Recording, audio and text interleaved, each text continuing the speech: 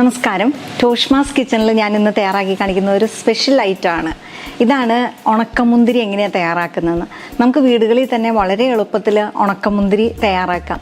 ഞാനിത് ചെയ്യാനുണ്ടായ കാരണം, ഞാൻ ഉണക്കമുന്തിരി സാധാരണ വീട്ടിൽ തന്നെ തയ്യാറാക്കി വെക്കാറുണ്ട്. അപ്പം കുറേ പേര് എന്നോട് വിളിച്ച് ചോദിച്ചു ഇതെങ്ങനെയാണ് തയ്യാറാക്കുന്നതെന്ന് ഒന്ന് പറയാമെന്ന്. അപ്പോൾ ഞാൻ ഓർത്തു അങ്ങനെയാണെങ്കിൽ ഇതിൻ്റെ റെസിപ്പി ടോഷ്മാസ് കിച്ചണിൽ കാണിക്കുവാണെങ്കിൽ നല്ലതാണല്ലോ എന്ന് ഓർത്തു. അതുകൊണ്ടാണ് ഞാനിതൊന്ന് കാണിക്കുന്നത്.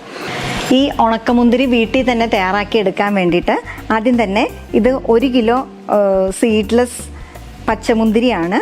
ഇത് ഞെട്ടൊക്കെ കളഞ്ഞ് ഉപ്പുവെള്ളത്തിലെല്ലാം ഇട്ട് നല്ല വൃത്തിക്ക് കഴുകി വെച്ചേക്കുന്നതാണ്. ഇനി ഇതെന്ത് ചെയ്യണമെന്ന് വെച്ച് കഴിഞ്ഞാൽ, ഇതൊരു സ്റ്റീമർ ഞാൻ നന്നായിട്ട് വെള്ളം തിളപ്പിച്ച് വെച്ചേക്കുവാണ്.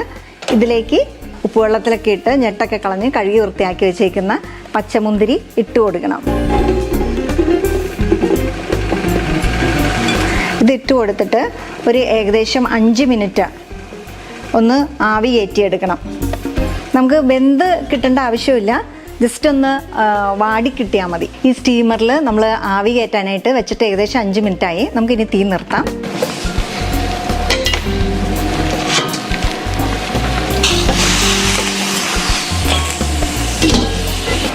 ഇത് വാടിയിട്ടുണ്ട്. ഇത് കണ്ടോ, ഒത്തിരി അങ്ങ് വെന്ത് പോകേണ്ട ആവശ്യമില്ല, ജസ്റ്റ് ഒന്ന് വാടി കിട്ടിയാൽ മതി. ഇനി നമുക്കിത് ഒരു ട്രേയിൽ നിരത്തിയിട്ടിട്ട് നല്ലതായിട്ട് വെയിൽ കൊള്ളിക്കാം. ഒരു ഏകദേശം 1.5-2 ദിവസം ആകുമ്പോഴത്തേക്ക് ഇത് നമുക്ക് നന്നായിട്ട് ഉണങ്ങിക്കിട്ടും, നല്ല വെയിലുള്ള സമയമാണെങ്കിൽ. ഇപ്പോൾ വേനൽക്കാലമൊക്കെ നമ്മൾ ഇതുപോലെ ഉണക്കമുന്തിരിയൊക്കെ ഉണ്ടാക്കി മുന്തിരി ഇതുപോലെ വേവിച്ച് ഒന്ന് വാട്ടി നമ്മൾ ഉണക്കി വെക്കാനൊക്കെ പറ്റിയ സമയമാണ്.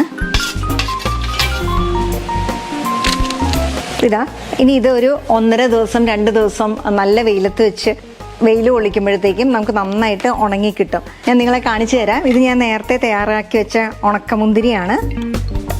ഇത് കണ്ടോ, നല്ല വൃത്തിയായിട്ട് നമുക്ക് വേറെ കെമിക്കൽസ് ഒന്നും ചേർക്കാതെ തന്നെ നമുക്ക് വീടുകളിൽ തന്നെ നമുക്ക് തയ്യാറാക്കിയെടുക്കാം.